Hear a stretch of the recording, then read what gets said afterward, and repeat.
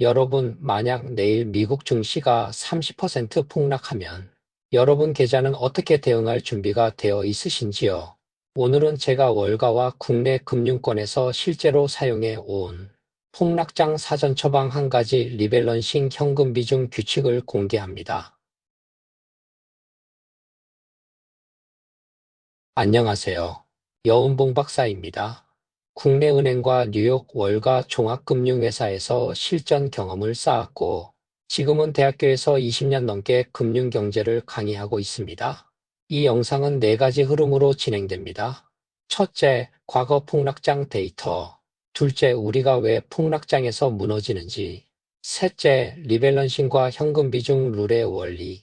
넷째, 오늘 당장 적용할 수 있는 실전 설계도입니다. 과거 닷컴 버블, 금융위기, 코로나 폭락 때 공통 패턴이 있었습니다. 항상 폭락 전에는 이번에는 다르다는 말이 돌았고, 막상 떨어질 때는 생각보다 빠르고 깊게 내려갔습니다. 그리고 회복은 언제나 생각보다 빨리 찾아왔습니다. 문제는 폭락 그 자체가 아니라 폭락 앞에서 우리가 패닉에 빠진다는 점입니다.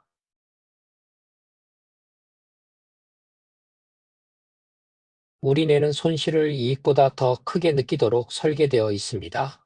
그래서 20%, 30% 급락이 오면 이성을 유지하기가 쉽지 않습니다. 리밸런싱은 이 뇌의 약점을 보완하는 기계적 안전벨트입니다. 처음에 정한 포트폴리오 투자 비중으로 계속 맞춰놓는 행동을 반복하면 됩니다. 공격형은 투자 자금 100 중에서 주식 70, 방어 자산 30, 균형형은 50대 50, 보수형은 주식의 30에서 40, 방어 자산은 60에서 70%가 대표적입니다. 여기서 방어 자산은 현금, MMF, 채권처럼 변동성이 낮은 자산을 말합니다.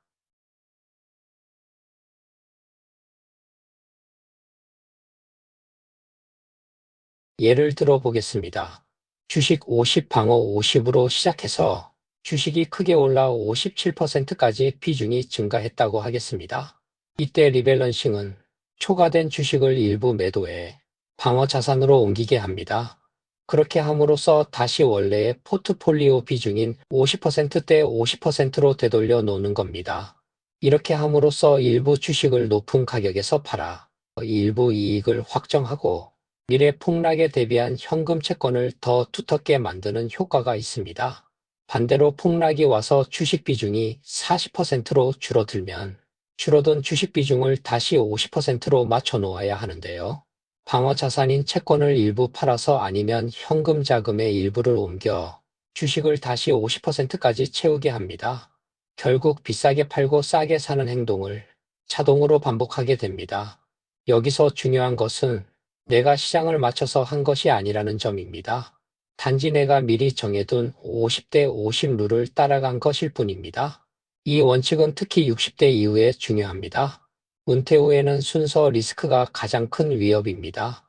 여기서 말하는 순서 리스크란 얼마를 벌었느냐보다 언제 벌고 언제 잃었느냐 때문에 노후 자산이 망가지는 위험을 말합니다.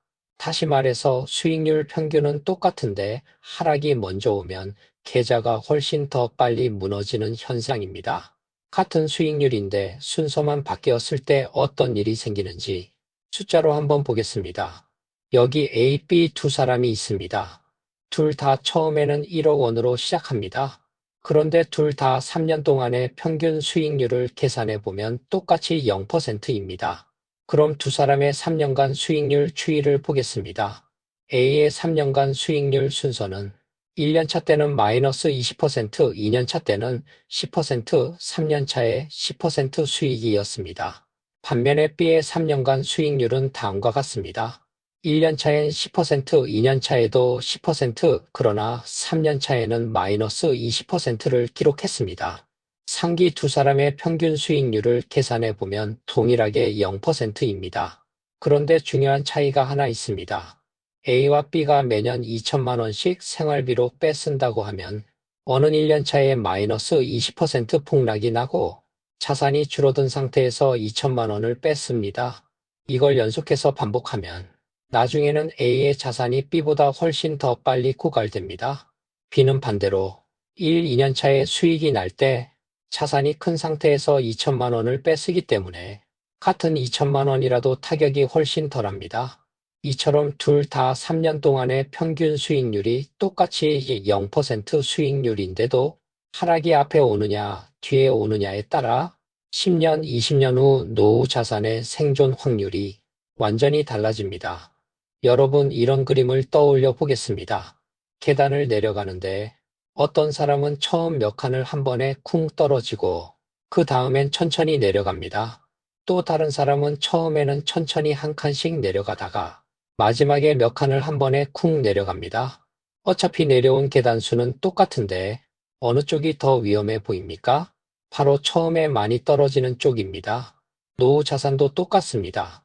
은퇴 직후 자산이 클 때 연속 하락이 오면 그때 생활비를 쓰면서 자산을 깎아먹게 됩니다. 이게 바로 순서 리스크입니다. 수익률 평균이 아니라 처음에 크게 깨지느냐, 나중에 깨지느냐가 계좌의 운명을 갈라놓습니다. 수익률의 평균이 아니라 상승과 하락이 어떤 순서로 오는지가 계좌의 운명을 갈라놓습니다. 은퇴 직후 몇 년 연속 하락장이 오면 생활비를 쓰기 위해 손실난 주식을 팔 수밖에 없는 상황이 생깁니다. 이때 자산이 크게 줄어들고 이후 회복장을 제대로 누리지 못합니다.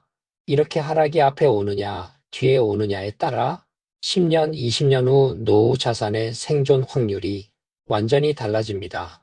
이처럼 수익률의 순서 때문에 내 노후 자산이 빨리 마르느냐, 오래 버티느냐가 갈리는 것, 이걸 바로 순서 리스크라고 합니다. 리밸런싱과 현금, 채권 버퍼를 포함한 포트폴리오는 바로 이러한 순서 리스크를 완화시켜 줍니다. 생활비는 현금과 채권에서 먼저 꺼내 쓰고 주식은 가능한 한 그대로 두는 구조가 만들어집니다. 그래서 저는 특히 60대 이후 시청자분들께 보수형 포트폴리오를 강하게 권합니다. 주식 30에서 40, 방어 자산 60에서 70 정도 비율로 가져가는 겁니다. 실천을 위해서는 세 가지가 필요합니다. 첫째, 생활비 계좌와 투자 계좌를 분리합니다. 둘째, 나에게 맞는 공격형, 균형형, 보수형 비중을 고릅니다.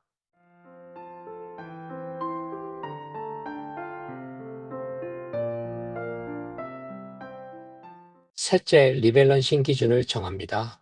리밸런싱 기준은 6개월에 한 번, 1년에 한 번처럼 정기적으로 할 수도 있고 목표 비중에서 5% 이상 벗어났을 때 조정하는 편차 기준을 쓸 수도 있습니다. 핵심은 감정이 아니라 처음 정한 원칙에 따라 움직이는 계좌를 만드는 것입니다. 이제 여러분이 하실 일은 세 가지입니다. 내 자산의 현재 주식 비중과 방어 자산 비중을 계산해 보기, 생활비와 투자금을 분리할 수 있는지 점검해 보기, 나에게 맞는 포트폴리오 유형을 정해 보는 것입니다. 이제 오늘 이야기를 딱 5줄로 정리해 보겠습니다. 미국 증시 폭락은 언제든 올 수 있는 손님입니다. 계좌를 망가뜨리는 것은 폭락이 아니라 폭락 앞에서의 감정적 패닉 행동입니다. 리밸런싱, 특히 현금 비중 룰은 싸게 사고 비싸게 파는 행동을 구조적으로 강제하는 장치입니다. 60대 이후 은퇴자에게 가장 위험한 것은 수익률의 높고 낮음이 아니라 순서 리스크입니다.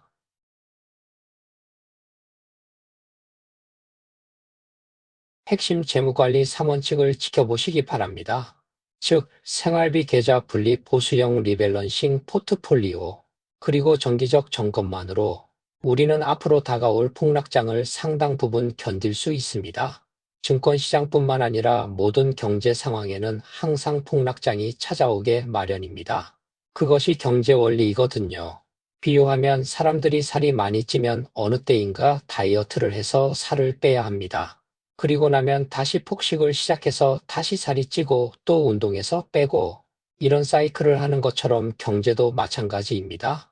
경제가 너무 좋다 보면 거품이 생기게 되고 그 거품을 빼야 하는 과정이 생기게 마련이거든요. 폭락장은 언제 올지 그 시기는 알 수 없지만 반드시 언젠가는 또는 오고 또 오고 하는 것이 경제 순환 원리임을 다시 한번 명심하고 폭락장에 대비하는 오늘 배우신 포트폴리오 전략을 지켜나가시기 바랍니다.